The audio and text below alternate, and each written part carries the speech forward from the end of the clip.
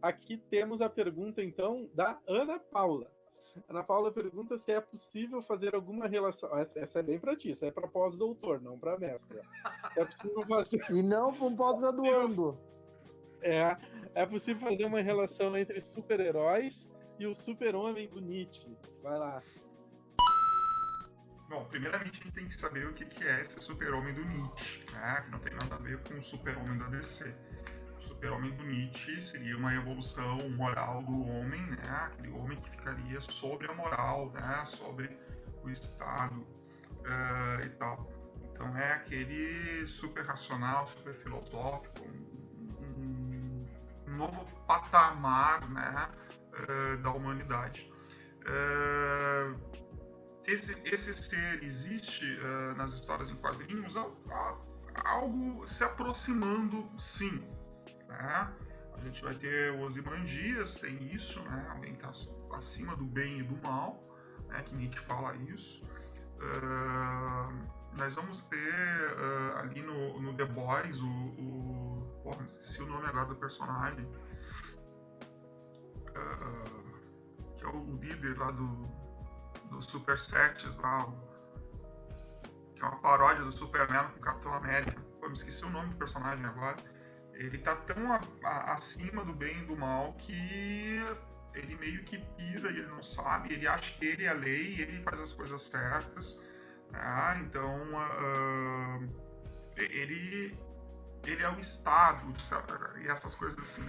Então dá para fazer boas discussões sobre esse super-homem de Nietzsche, fazendo algumas comparações e até que ponto a nossa humanidade, nós como humanidade, desculpa, a gente poderia, nesse momento que a gente está, alguém chegar a isso e o quanto isso pode ser perigoso ou não, evolutivo ou não, nesse sentido, assim. Então muitos faziam essa discussão, tá, o Superman da DC, ele é esse super-homem, né, do Nietzscheano? Não, porque o Superman respeita as leis, né, principalmente as leis norte-americanas. Então a lei está acima dele, né? A estrutura do bem e o mal está sempre acima, e ele não está sobre. No momento que ele estaria sobre, aí sim. Um Batman seria mais ou menos esse super-homem nietzschiano também, né? Olhando um pouquinho para esses traços. Mas não existe... dá para fazer relações, dá, mas não existe esse super-homem nietzschiano nas histórias em quadrinhos que eu conheço, personagens que eu conheço. Pois é, eu acho, por exemplo, o super-homem do Nietzsche, ele é o super-indivíduo. Né? Talvez essa tradução ficaria melhor aí para o português, né? Uberschmidt. Talvez para o super indivíduo. E aí, nesse sentido, o super-homem da DC não tem nada a ver, porque o super-homem da DC, como tu falou, ele está sujeito à lei local. Isso é muito evidente no... Me perdoa que talvez me fale o nome, eu não sou tão afim assim do tema. O Red Iron, né? Que é a versão comunista do Superman, porque o Superman, quando tem a abertura, ele é muito mal aceito na Rússia. E aí, entre as ações que fizeram, foi criar a história do Red Iron, que contaria, então, como se a navezinha do Super-Homem caísse na União Soviética.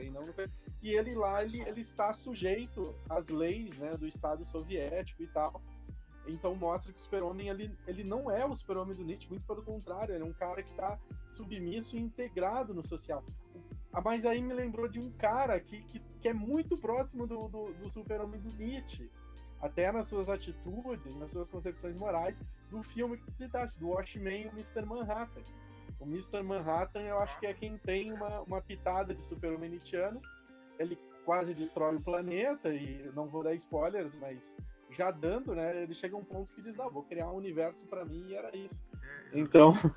Eu havia trocado, ao invés de falar Dr. Manhattan, eu falei Ozymandias, então, mas é o Dr. Manhattan que eu queria falar mesmo. Mas é isso aí, daí eu acho que vai mais na linha. Mas é interessante, né, até porque eu já vi diversos memes aí que tentam um Nietzsche, né, com a roupa, né, dos fenômenos da DC e tal, mas eu acho que ele não curtiria. Ele ia dizer que cara otário, o cara tem superpoderes e ele fica sujeito ali a fazer o que o o governo quer dele, diríamos assim, né?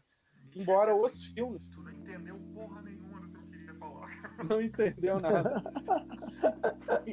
Embora essa Liga da Justiça nova, né, até essa nova edição do diretor e tal, mostra um super-homem questionando algumas questões morais ali e tal, né?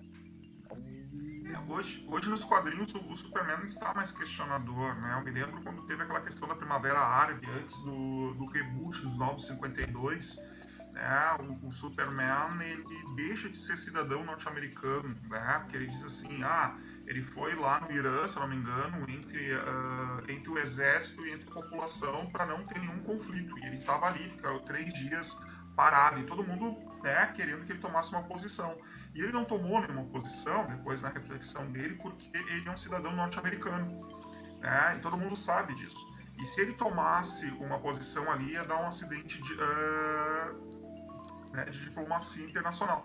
Então ele decide não ser mais norte-americano, para poder ser um herói que o mundo precisa dele, né?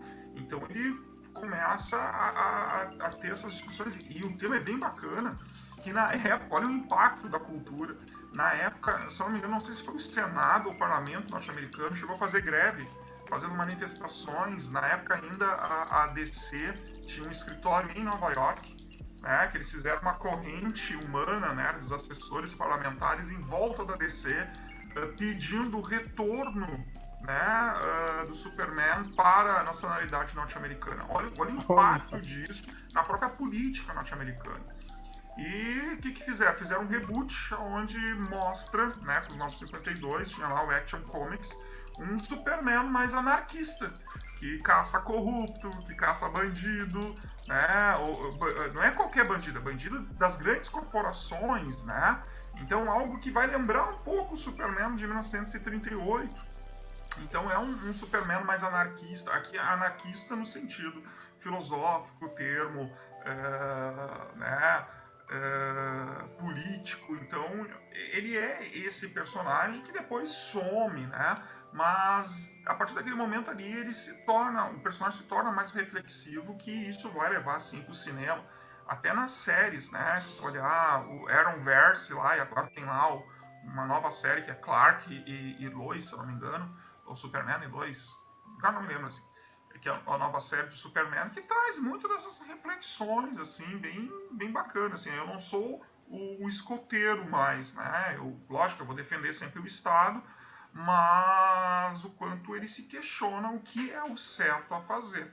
Né? Então ele se torna já mais um personagem ético e não tão um personagem moralista, que tem muito disso, assim, que o Superman ele é um personagem moralista, né? Enquanto o Superman nietzscheano é um cara ético, né? Alguém que vai sobre essas questões culturais que a gente tem sobre o bem e o mal e pensar.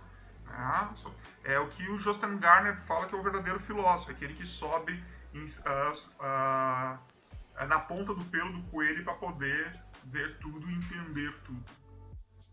A história dos soviéticos, só para rapidamente, seria no período de 1969, quando o Gorbachev ele chega no estado do poder no segundo mandato dele de primeiro-ministro na União Soviética, né?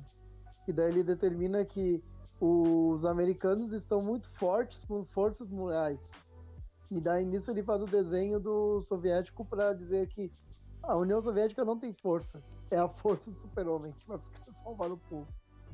Só pra deixar claro, mas isso não deu certo, ficou 2 anos no ar, tirado do ar. Entre a foice e o martelo. Entre a foice e o martelo, eles fizeram a diferença das comparações. É isso aí. Acho que podia virar até um filme, isso é um spin-off, né? Foi feito um spin-off ali para um público específico. Como? Pode escrever aí. Vamos fazer agora em relação ao público chinês, né? Tá essa abertura. O cinema na China tá um absurdo. O que tu lançou um filme na China, ele quebra recorde de bilheteria, né? Você que assistiu até aqui certamente é um amante da filosofia. Então deixa o like, se inscreve, ativa o sininho, comentário, todo esse tipo de coisa que ajuda a página Filosofia Hoje a crescer cada vez mais. Mas se tu queres realmente fazer a diferença, manda um pix para fabiog@filosofiahoje.com. É meu e-mail, manda um Pix de qualquer valor que vai fazer a diferença para eu trazer conteúdo legal aqui para vocês e filosófico toda semana. Assiste mais um vídeo. Obrigado, valeu e até a próxima!